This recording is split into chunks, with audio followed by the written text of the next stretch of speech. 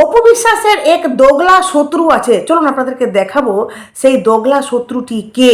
মানে এত বড় একটা ধরিবাজ পাল্টিবাজ, চলুন আপনাদেরকে দেখাবো। চলুন প্রথমত বলি, এই যে অপু বিশ্বাস, যেই অপবিশ্বাসের জন্য সেই দোগলা শত্রুটা আজকে এই জায়গায় আসলো, মানে এটা একটা ধুরন্ধর পাল্টিবাজ একজন ব্যক্তি, বুঝতে পারলেন?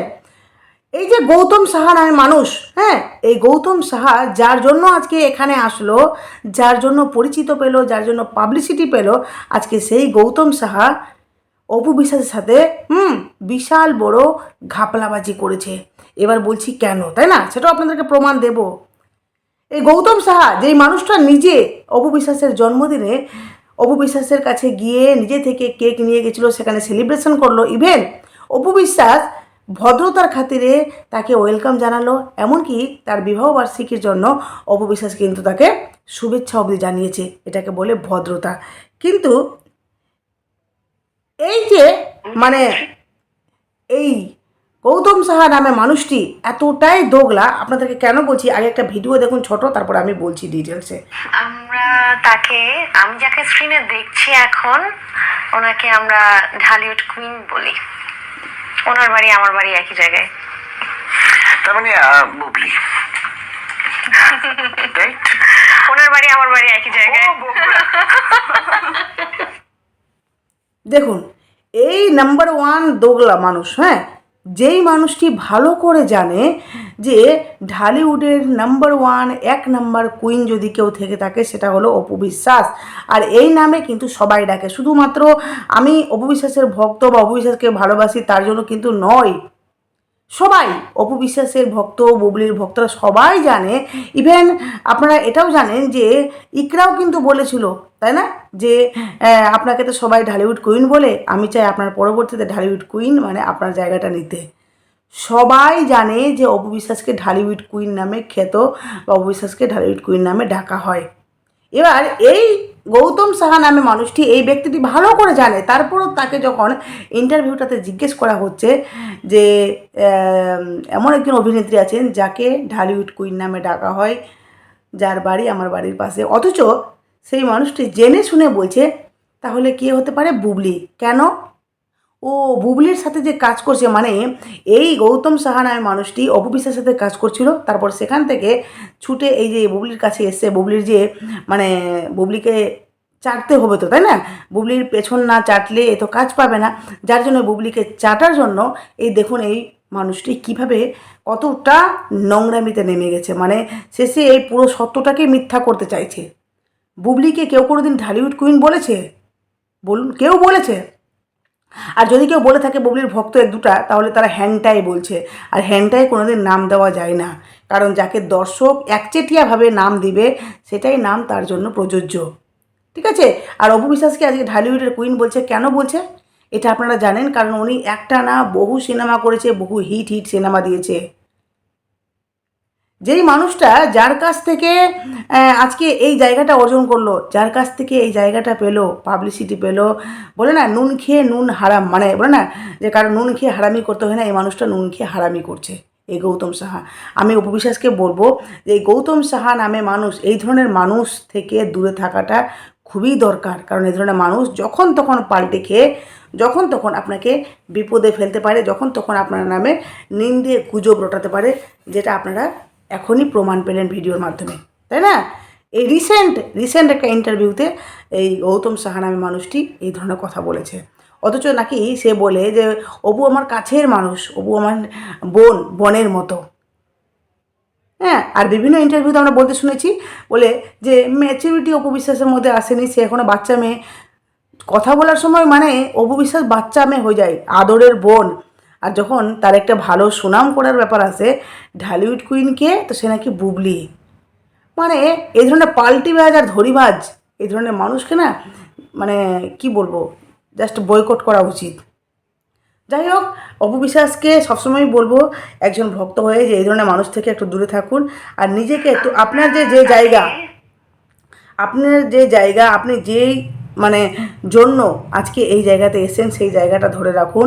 আজকে সেরা অভিনেত্রী, আমি যে গতকালকে সেরা অভিনেত্রীর যে ভিডিওটা করেছিলাম, সেখানে অনেকে বলছে, অনেকে ইভেন আমার মেসেঞ্জারে বা আমাকে পার্সোনালি এসে এসে বলছে যে অপবিশ্বাস সেরা অভিনেত্রী হতেই পারে না। আজকে যখন দেখছি বাংলাদেশের বড় বড় নিউজ চ্যানেলগুলোতে পুরো একচেটিয়াভাবে সব চ্যানেলে দেখানো হচ্ছে যে অপবিশ্বাস কক্সবাজারের একমাত্র 1 নাম্বার সেরা অভিনেত্রীর অ্যাওয়ার্ড পেয়েছেন। তো তারপর দেখছি বুবলির ভক্তদের আর কোনো কথা নেই, সব শেষ। তো এই যে অপবিশ্বাসকে সম্মানিত করা হচ্ছে, এই যে অপবিশ্বাস এই জায়গাটা, আমি চাইবো আপনার মধ্যে যথেষ্ট ট্যালেন্ট আছে, আপনি নিজেকে নিজের মতো করে থাকুন। না সাকিব সাকিব করতে হবে, না অন্য কারো কথা ভাবতে হবে, জাস্ট আপনার ভক্তদের কথা ভাবুন। নিজেকে ফিট করুন, আরও সুন্দরভাবে করে তুলুন, যাতে আপনাকে সিনেমা আরও করতে হয়, আগামীতে আরও সিনেমা করবেন আপনি। কারণ আপনার দরকার আছে, এই ইন্ডাস্ট্রিতে আপনার দরকার আছে। এখনও অবধি অপবিশ্বাসের মতো কেউ পপুলারিটি জ্ঞান করতে পারেনি, ঠিক আছে? যাই হোক, আরেকটা আপনাদেরকে ছোট্ট একটা ভিডিও দেখাই, আগে দেখুন, তারপরে আমি বলছি। অনেকে তো শাকিব খানের জীবনে আসলে অপবিশ্বাস এখন কোথায় আছে বা অপবিশ্বাসের ভূমিকাটা কি, যে মানুষটির নাম বললেন এটা উনি ভালো ক্লিয়ার করতে পারবে আমার থেকে বেটার। সো কখনো যদি আপনাদের সুযোগ হয়ে ওঠে তাকে এই চেয়ারে বসার, অবশ্যই তার কাছ থেকে প্রশ্ন উত্তরটা জেনে নেবেন। ব্যক্তি আর পারিবারিক বিষয়গুলো আমি আর কখনোই ক্যামেরায় বলবো না, কারণ আমাকে যে এত সুন্দর পরিপাটি দেখছে, আমার দর্শকরা আমার স্ক্রিনে দেখে আমাকে চেনেন, আমাকে ব্যক্তিভাবে চেনেন না, সুতরাং তাদের এক্সেসটা স্ক্রিনেই থাকবে। অপু বিশ্বাস নিজে এখন আর শাকিব খানের পরিচয়ে নিজেকে পরিচিত করতে চান না। তিনি চান দর্শক যেহেতু তাকে অ্যাজ এ অভিনেত্রী হিসেবে চেনেন, দর্শকরা তাকে সব সময় এখন থেকে অভিনেত্রী হিসেবেই পাবে। তার ব্যক্তিগত জীবনের কোনো কিছুই আর সে ক্যামেরার সামনে তুলে ধরবে না।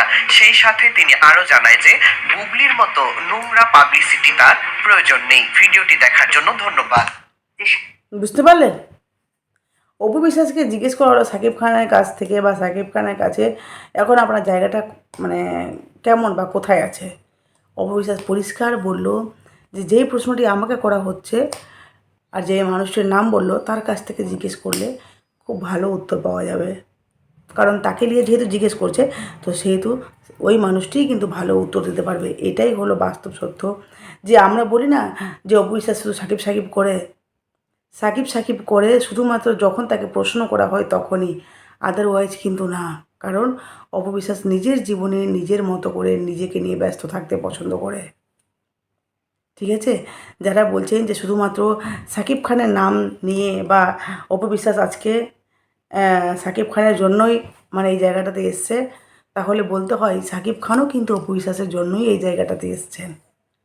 দুজনের মধ্যে দুজনাই দুজনকে ছাড়া ব্যর্থ। আজকে সাকিব খান সিনেমা দিচ্ছে যে মেগা স্টার হেনা তেনা, আজকে ওই স্ট্যান্ড করেছে, তাই না? মানে একা সিনেমা করছে, সাকিব খান মানে সিনেমা সুপারহিট।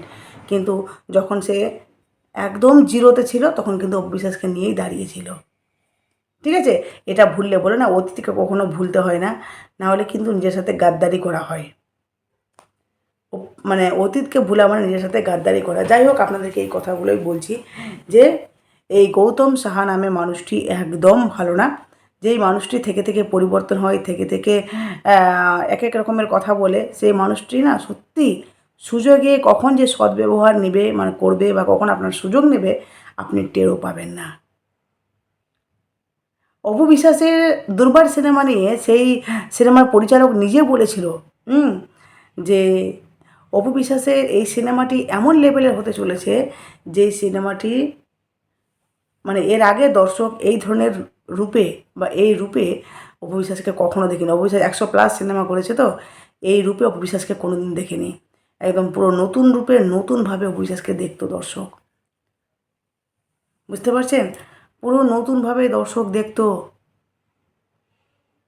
এখন তো সিনেমাটা যাই হোক দুর্ভাগ্যবশত আসলো না, যার জন্য খুব মানে খারাপ লাগছে। কিন্তু এটাই সত্যি যে অপু বিশ্বাসের সিনেমাটা তো অবশ্যই আসবে। আর বুবলি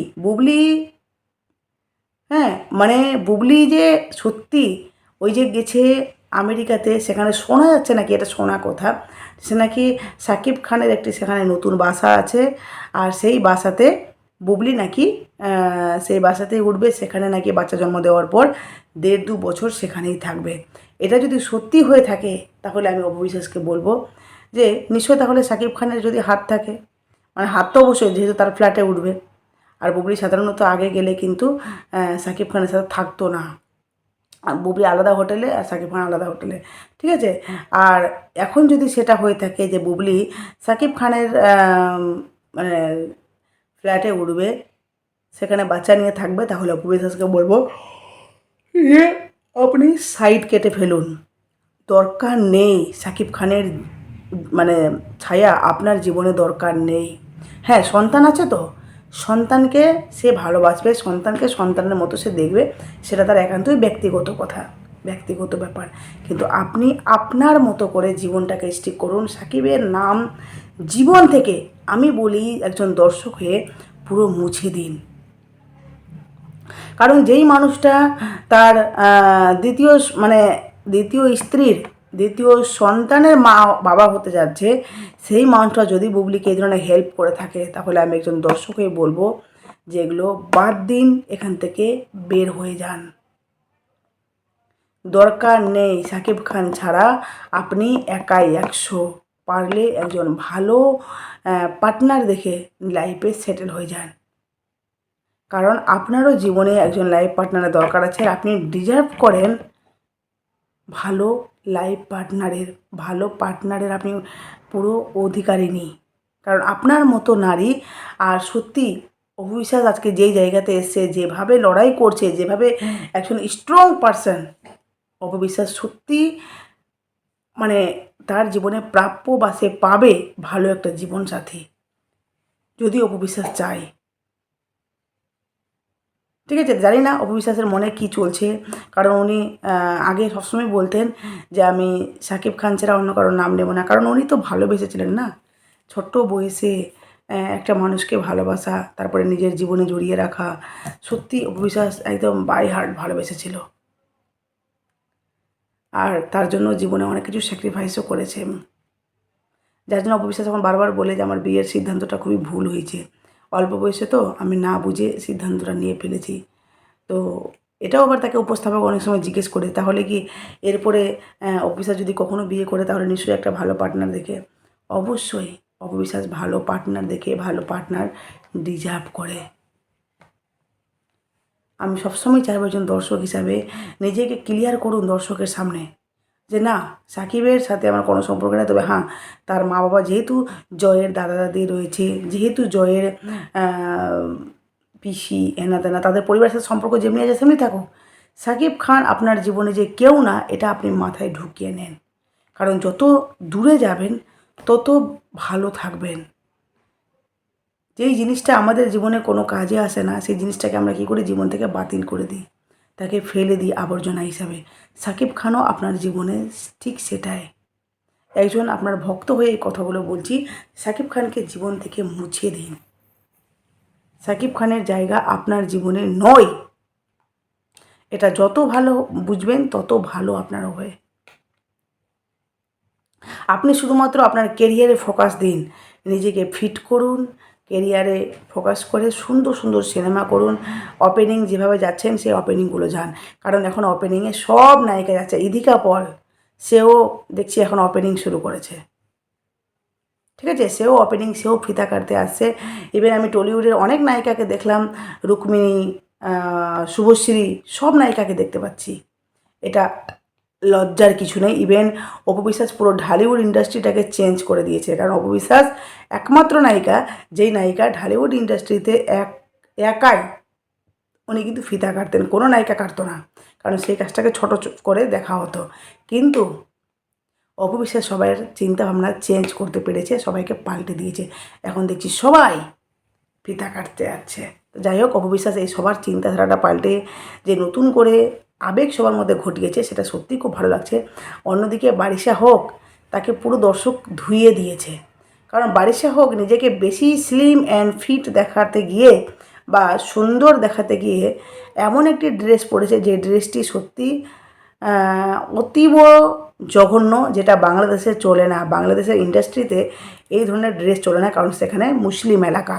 আর মুসলিম এলাকাতে আমার মনে হয় যতটা নারীরা নিজেদের অঙ্গ ঢেকে রাখবে তত বেশি ভালো লাগবে। এটা মানে বলিউডে চলে, হলিউডে চলে, তো পুরো অঙ্গ একদম উলঙ্গ বারিশা হকের ড্রেসে, যার জন্য দর্শক পুরো ধুয়ে দিয়েছে, ইভেন দর্শক থ্রেটও দিয়েছে যে বারিশা হককে বয়কট করা হোক। বুঝতে পারছেন?